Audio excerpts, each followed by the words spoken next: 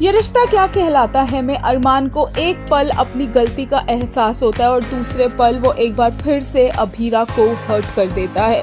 अरमान की पूकी को लेकर ओवर प्रोटेक्टिवनेस से पूरा घर परेशान आ चुका है और अभीरा इतनी इमोशनली ड्रेन्ड हो चुकी है, इतनी स्ट्रेस्ड है कि उसे फीवर हो गया है। नैनी को वापस भेजने के बाद जब अभीरा अरमान वापस कमरे में आते हैं तो अरमान बोलता है कि मैं अब ऑफिस जा रहा हूँ, तुम अपने आप पूकी का ध्यान रख लो। अभीरा बोलती है कि हम आराम से बैठ के बात करते हैं, लेकिन अरमान नहीं सुनता और बोलता है कि पूरे परिवार के सामने अभीरा ने ये तो साबित कर ही दिया कि मैं ओवर प्रोटेक्टिव फादर हूँ, तो अब क्या बात करनी है। और वो वहाँ से चला जाता है। अभीरा अकेले पूकी को संभाल रही होती है, उसे वो पालने में लेटाती है। उसको खुद की तबीयत भी ठीक नहीं लग रही होती है, जिसके बाद वो पूकी का भी ध्यान रख रही होती है, रो रही होती है, अपना फीवर चेक कर रही होती है और बार बार पूकी को झूला झुलाते हुए कह रही होती है कि पूकी, जब आपको भूख लगती है तो मम्मा को सबसे पहले पता चलता है ना, जब आपको कुछ प्रॉब्लम होती है तो मम्मा को समझ आ जाता है ना, आपका और मेरा बॉन्ड बन चुका है ना। और अभीरा को यहाँ पर चक्कर भी आने लगते हैं, लेकिन वो पूकी के पालने के पास से हटती नहीं है और उसका ध्यान वहीं पर रखती रहती है बैठे बैठे। तभी अरमान वापस आ जाता है क्योंकि उसे अपनी गलती का रियलाइजेशन होता है और वो अभीरा से सॉरी बोलता है और बोलता है कि अभीरा जानती है ना कि वो उससे प्यार करता है।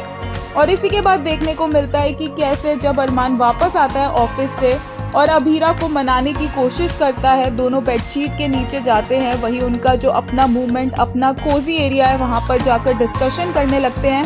तभी अरमान अपने फोरहेड से अभीरा का फोरहेड टच करता है और उसे पता चलता है कि अभीरा को तो फीवर है। और जब उसे ये पता चलता है तो वो चुपचाप उठता है, अभीरा को बोलता है कि तुम्हारे लिए दवाई लेकर आता हूँ और पूकी को गोद में ले लेता है। अभीरा बोलती है कि मैं डायपर चेंज कर देती हूँ। अरमान बोलता है कि नहीं, तुम्हें फीवर है, मैं पूकी को यहाँ से ले जाता हूँ। अभीरा बोलती है कि मुझे वायरल इन्फेक्शन नहीं है।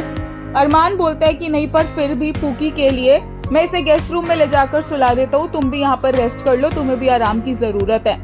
एक बार फिर से अभीरा का दिल टूट जाता है और इससे पहले वो वाला पूरा सीन हो चुका है जहाँ पर दादी सा अरमान को थप्पड़ लगाती है। अरमान कमरे में आता है और बेबी को रोता हुआ देखता है, अभीरा पर चिल्लाता है बिना ये जाने कि अभीरा को फीवर है और बेबी को खींचकर वहाँ से ले जाता है अभीरा के हाथों से। और जब बाकी परिवार वाला सपोर्ट करने की कोशिश करते हैं अभीरा को, अरमान कहता है कि कोई इंटरफेयर ना करे।